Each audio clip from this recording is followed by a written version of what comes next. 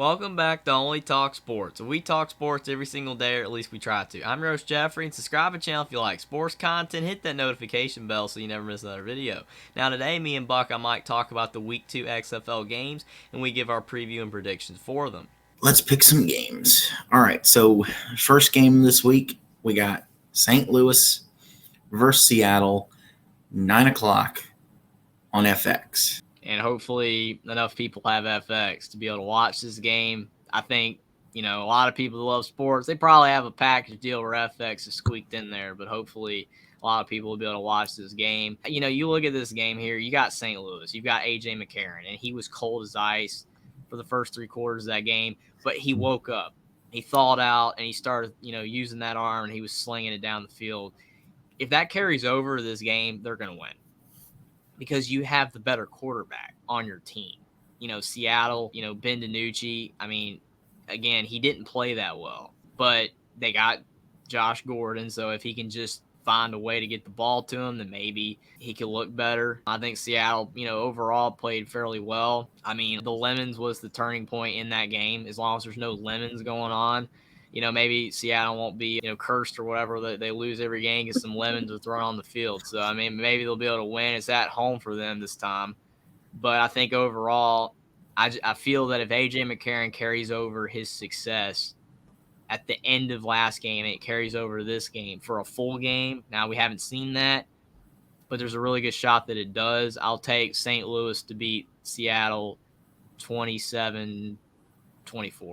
Okay, for me, like you said, a lot hinges with AJ McCarron. Little fun fact, it's projected to be like 21 degrees at kickoff, and there's already like a few inches of snow on the field, which could definitely play a factor. I still don't think Seattle's proven enough. Now, neither team is really proven, but St. Louis has your big-time star.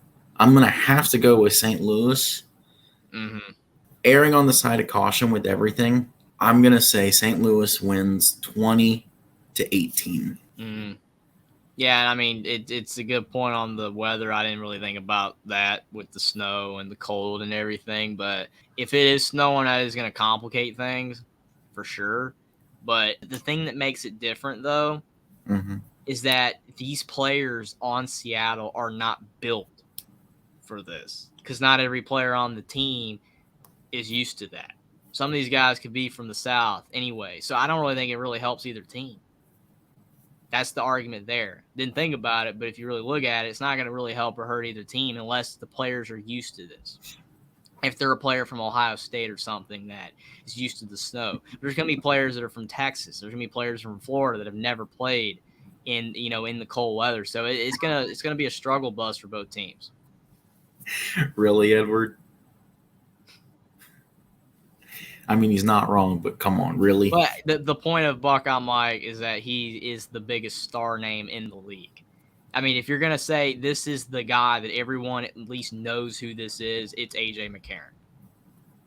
It's not Cody Latimer. It's not Josh Gordon, the receivers. As much as you want to say that, it's not any of these guys. It's McCarron. He's the big name. It's like when everybody was going crazy when Bo Scarborough was announced to Birmingham last year in the midseason. It's like, oh, man, Bo Scarborough is playing for Birmingham. It's Alabama to Alabama. It's like it's just the star name. He balled out, though. Hmm? So on Saturday at 7 o'clock on FX again, you've got the DC Defenders traveling to Vegas, playing the Vegas Vipers, where? In Allegiant Stadium. Big mistake. Way too many empty seats. Yes. Like 65,000. It's like when they play UNLV games there, and there's no one there. It's funny. Yes, it's going to look bad on TV. It's going to bring the ratings down. The attendance, I hope the attendance is really good. Because your key home crowds to get good attendance is going to be San Antonio, Vegas, and St. Louis. It's not going to be Orlando. No. Not after the week 1 performance. The only way they'll get a good show out. Well, I will say they may get a good show out this week just because it's the first home game. Yes. But they're going to have to win by a decent margin to continue to bring the crowds in. I agree. As far as this game, though, I mean, I'm kind of struggling with this game just because of the quarterback play. I mean, are we going to get the first half Louis Perez, and can Louis play an entire game the way he played that first half against Arlington? Mm-hmm. Are we going to get a revamped college version of Derek King or Jordan Teamu? That's going to be the main thing. I think Louis is more reliable in this case because of only having to tweak a little bit, whereas Teamu has to tweak a lot. So I'm going to go Vegas in this one. Give me Vegas 34, DC 24. Mm-hmm. That's kind of the angle I was taking as well. I was, going to take, that Louis Perez is the more reliable quarterback. He had a bad game with the 2 pick sixes. They were horrible. But with DC, you don't have a reliable QB, especially through the air. You're going to get the running game from both if they both play again, but they're not going to be reliable at passing. They're not going to pass reliably in this game, more than likely, unless somehow one of the two just starts actually probably more is going to be Jordan Teamu if it does happen, where he's going to start passing well. Because, I mean, he did have moments at Ole Miss. He had moments where he was a good passer, but not as consistent as Louis Perez. I mean, again, home field advantage, it benefits Vegas because overall, you're at home. You're going to have the fans on your side, even if it is a half-empty stadium. Again, I think Louis Perez is going to shake, off the rust from that game. I'm going to go Vegas as well, 28-22. So to close out the week, we got 2 games on Sunday. We got 4 o'clock on Sunday on ESPN. San Antonio traveling all the way to Orlando to play the Guardians. I think for the most part, this one's kind of easy for me just because we don't know if Francois will play or not. Now, if Francois plays for Orlando, I'm going to take Orlando all day long. But because we don't know, San Antonio, to me, I don't know about you, but San Antonio, to me, is a safer bet just based on the performance we got from Orlando last week and having Paxton Lynch play. Now, if Dormady plays a whole game, it could be different too. They may not even need Francois per se and just have Dormady be the starter. That's the thing too that I question is like, okay, if Dormady starts, if I lose money on these XFL bets on y'all, hey, Clint, I'm not a professional here, man. Me either. I don't even know what the spreads are. I didn't even think about that. The big question to me is if they go ahead and try to start Dormady and somehow pull a magic rabbit out of their hat and win the game, and Dormady plays decent enough, does it cause Orlando to make Francois the backup and cut Paxton and make Dormady the starter? With that being said, of San Antonio being more reliable, I still think you're going to get low scoring here. I mean, if you compare, I know it's a bad example and you can't really do it that way, but if you compare the week 1 scores and just insert them here, you're looking at 15-12. Now, obviously, they've had time to tweak things by now, but I still think it's going to be low and close. I'm going to say 20-15, San Antonio.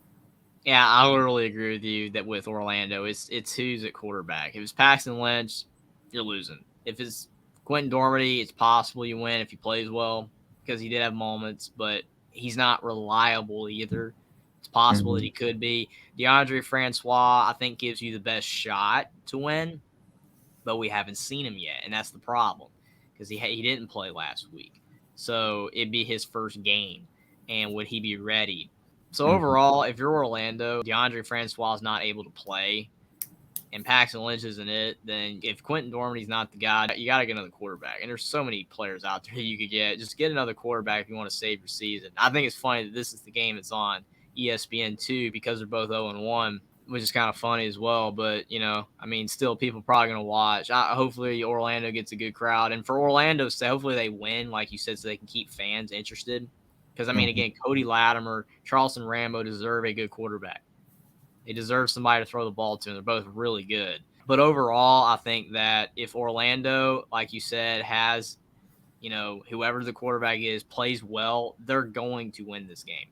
But since we can't rely on that, I'll take San Antonio as well over Orlando 17-14. All right. So the last game of the week to close out week 2, we've got the big battle of Texas, part 1. Mm-hmm. 7 o'clock on ESPN2, you've got Arlington Renegades at Houston Roughnecks. This should be the ESPN game right here.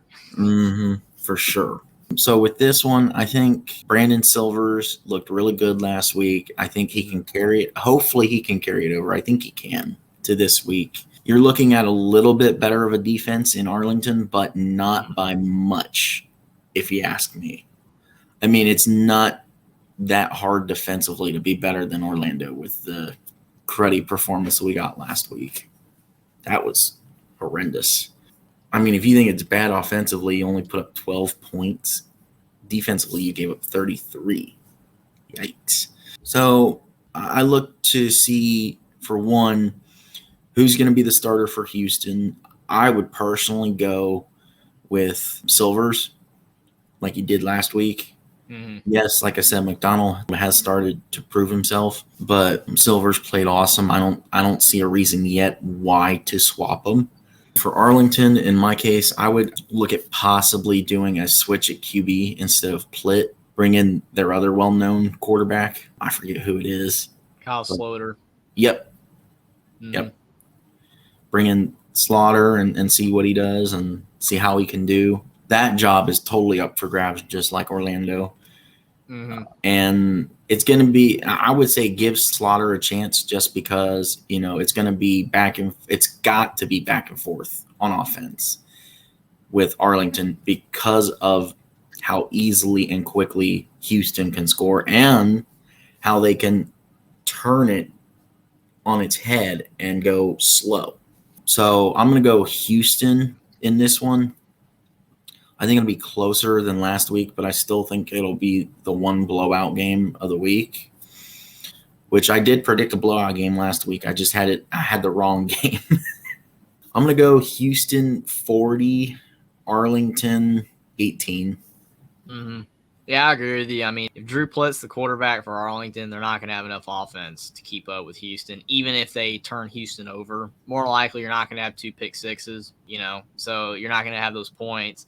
If Kyle Slaughter plays, I think it's possible that they could win, but still more than unlikely, because if you're Houston, if Brandon Silver starts playing bad, you can just bring in Cole McDonald. He's proven to. So I think either way you go with Houston, they're going to have more offense in this game than Arlington. And even if Arlington, plays really good on defense and turns them over a couple times, as long as they're not 2 pick sixes, they're not going to win. So I'm going to go with Houston to beat Arlington 28-24. Subscribe to the channel if you like sports content. Like this video down below. Comment down below what you think about the Week 2 XFL games and which teams you think will win and which teams you think will lose. And I will see you next time.